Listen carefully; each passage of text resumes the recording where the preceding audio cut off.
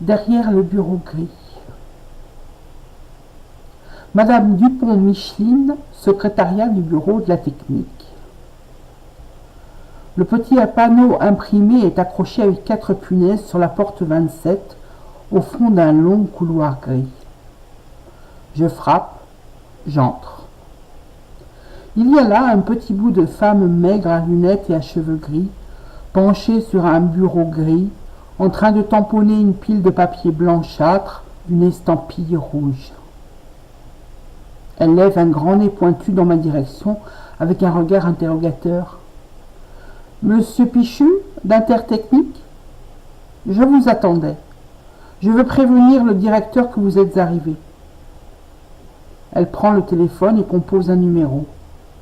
Intervention minime mais efficace, blabla respectueux. J'ai le temps de parcourir des yeux son univers. Ordinateur, casier bien rangé, dossier bien étiqueté, peluche bleue et photo d'une petite blonde sur le bureau. Tout d'un coup, Intertechnique, qui me paye à rendre visite au directeur de la technique des succursales et des ministères, me paraît un maître impitoyable. Je viens de croiser ses yeux. Ceux de Madame Dupont-Micheline. Elle vient d'ôter ses lunettes. Je n'ai jamais vu d'aussi beaux yeux, sauf ceux de Michel Morgan au cinéma. Je reçois un choc. Turquoise. Pendant que j'attends le directeur de la technique, là, avec les beaux yeux de la secrétaire du bureau de la technique. Je m'aperçois seulement maintenant qu'un poste de radio diffuse en permanence de la musique classique, du Chopin, sur les beaux yeux de Micheline Dupont, une polonaise de Chopin. Je suis émue. Je la regarde. Sérénité, douceur, calme, maîtrise.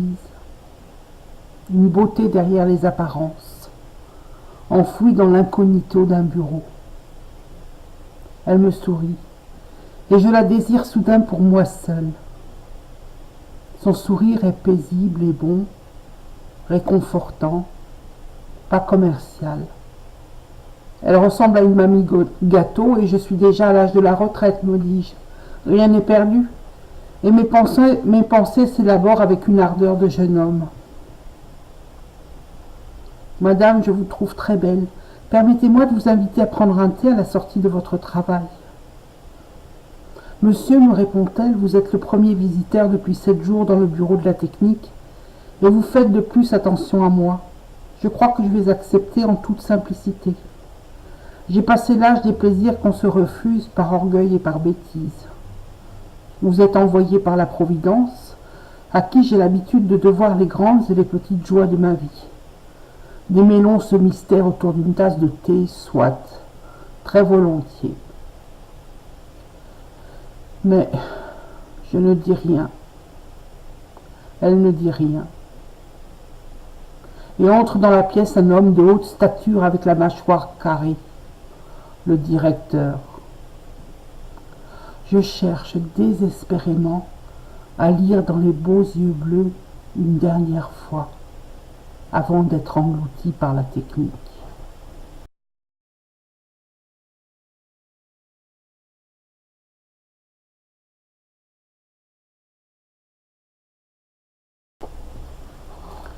Main verte sur la base. À chaque pause café, Martine se racontait un peu plus. Non pas qu'il y ait grand-chose à dire, mais le papotage l'énervait et lui faisait du bien à la fois. Elle se permettait la dérision, l'humour froid sur sa propre vie qui prenait alors une saveur qu'elle n'avait pas perçue sur le moment. Rire d'elle-même et de ses déboires lui rafistolait l'âme. Se retrouver par exemple chez les militaires comme fonctionnaire après une vie dédiée au pacifisme et à l'antimilitarisme était pour elle le comble de l'ironie divine. Cela l'aidait, il faut le dire, de croire que Dieu avait tout manigancé, qu'il faisait cela pour lui apprendre quelque chose comme la sagesse quand elle passe par l'humiliation, et en fait de l'humilité. Petite secrétaire civile, Voilà qui lui assurerait la sécurité de l'emploi et même la retraite. Elle serait même habilitée confidentielle défense. Elle avait dorénavant son badge comme laissez-passer sur la base aérienne où elle avait été affectée. Alors elle riait, souvent intérieurement, à la vue des petites militaires, sergents ou sergents-chefs féminins, toujours impeccables dans leur uniforme de l'armée de l'air ou de la marine. C'est vrai, elles étaient alléchantes de correction et de rigueur, et ne rataient aucun téléfilm mettant en scène l'armée. Elles se racontaient comme il était beau l'officier, le héros du film. Elle riait toujours intérieurement de l'humour en dessous de la ceinture de la troupe. Sa pudeur bien à elle ne riait aucunement des blagues salaces, mais elle observait l'esprit de corps de l'armée autour d'un tarot, d'un café, avec une certaine tendresse. Décidément, ils étaient trop bêtes, ces petits troufions. Alors elle parlait de ses deux fils, du dernier film au cinéma, des embouteillages et du brouillard matinal. Elle ne disait pas que son aîné était objecteur de conscience, que son père avait été un vendeur de missiles, et qu'elle était contre toute forme de guerre, même propre. Non, de cela, elle riait avec ses amis en dehors des heures de travail.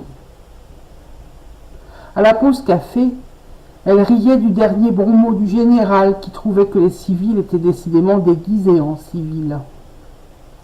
Elle riait de la naïveté du sergent-chef Anne-Catherine que les autres officiers faisaient rougir avec leurs allusions systématiquement sexuelles. Elle riait de la pauvreté du budget de l'armée qui obligeait l'économie sur les fournitures de bureaux. Elle n'y connaissait rien au grade et appelait tous les officiers « monsieur ». Elle n'avait aucune envie de flagornerie, de flatterie, et ne reconnaissait aucun droit à quelque militaire que ce soit d'être appelé son colonel ou son capitaine. D'ailleurs, elle n'appelait même pas le prêtre mon père, gardant l'appellation pour Dieu seul. Petite rébellion de gamine face à l'autorité. La pause café ce jour-là avait commencé comme d'habitude. Le sergent Laurette l'avait fait corser, le café. La matinée s'annonçait nerveuse. On se racontait encore les détails croustillants des fêtes de fin d'année maintenant passées depuis 15 jours. Enfin, les femmes du moins. Les hommes, eux, moins sentimentaux, parlaient boulot. Ce qui n'était pas plus héroïque, puisqu'on était tous à l'entretien de la flotte aérienne, mission vitale s'il en est, logistique oblige, mais peu glorieuse en temps de paix. Martine sirotait son jus, tranquillement, en écoutant les uns et les autres. Elle souriait du sérieux des uns, de la frivolité des autres. Ce qu'elle aimait surtout, c'était détecter les expressions cocasses. « J'y crois pas. » Incroyable. « J'imprime pas. » Je ne comprends pas. « Il n'y a pas photo. Aucun doute possible. » etc. Cela circulait, avait son temps de gloire et disparaissait. Tout à coup, cela surgissait, question de mode, et roulait de bouche à oreille, d'oreille à bouche. Aujourd'hui, elle avait décidé de contribuer au vocabulaire militaire de bureau en créant une expression typique en l'honneur du colonel. En effet, au moment de la salutation matinale, il lui avait demandé « Vous avez la main verte ?» et elle de répondre « Cela m'arrive ». Sur quoi il l'avait emmenée dans son bureau où sa plante verte était en train de dépérir. Elle diagnostiqua un manque d'eau évident, prescrivit un rempotage urgent additionné d'une administration d'engrais plantes vertes. Les colonels le lundi matin ont des tâches d'une extrême importance. Il leur faut une bonne secrétaire civile. Aussi, pour arroser cette collaboration et cette prise de décision énergique, décida-t-elle de dire à qui voulait l'entendre « J'ai pas la main verte » à chaque ratage notoire. Il y aurait des variantes. « C'est pas la main verte » dans une panne d'ordinateur, par exemple, signifierait « la poisse ». Il y aurait des raccourcis tels que « main verte » Autrement dit, une manière poétique de dire merde ou de dire super au choix. Le langage informatique serait un peu plus imagé et en français par-dessus le marché. Ça changerait des bugs et des bits. Au lieu de mon ordinateur est planté, restons dans le jardinage, disons, c'est la main verte totale. Elle essayait donc ce matin-là de mettre en action sa mainmise personnelle sur le langage bureautique. Plan d'attaque, à la pause café, puis dans sa fonction. Elle répéta son assaut plusieurs matins consécutifs et attendit patiemment d'entendre l'expression, ou ses variantes, dans la bouche du personnel. Il fallait que les poissons mordent. Le jour où l'informaticien vint reconnecter l'imprimante, elle lui servit une bonne dose de main verte, ce qui l'amusa beaucoup. Et le poisson mordit, faut-il croire, car ce fut la responsable du personnel qui ouvrit la pêche, ou plutôt le feu.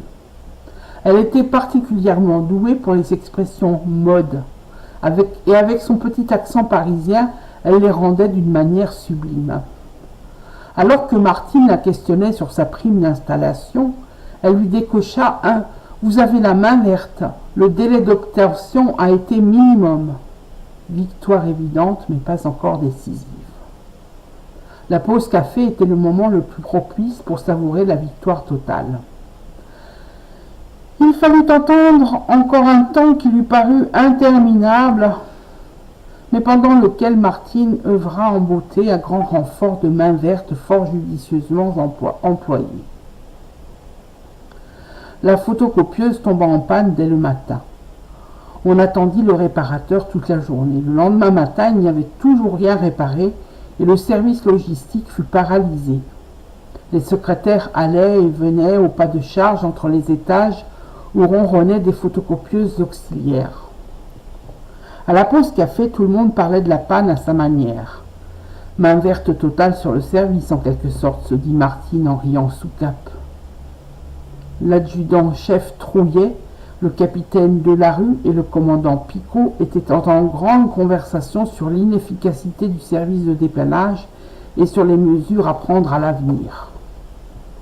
Le sergent-chef Anne-Catherine et le sergent Emmanuel étaient en rage de tout leur va-et-vient pour une tâche aussi banale qu'indispensable. « C'est pas la main verte, c'est la verdure totale, dit le sergent Emmanuel dans un élan de lyrisme que Martine savoura, triomphante, agréablement surprise aussi par la coloration poétique nouvelle due au talent du sergent. Elle lui décerna mentalement une médaille.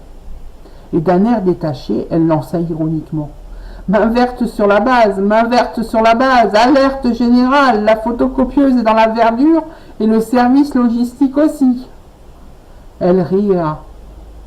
Le sergent-chef Anne-Catherine eut le mot de la fin. « Nouveau nom de code confidentiel défense, verdure sur la base. » Martine renchérit silencieusement. « Ça vaut bien l'expression friture sur la ligne. » Prochain défi. Elle jubilait.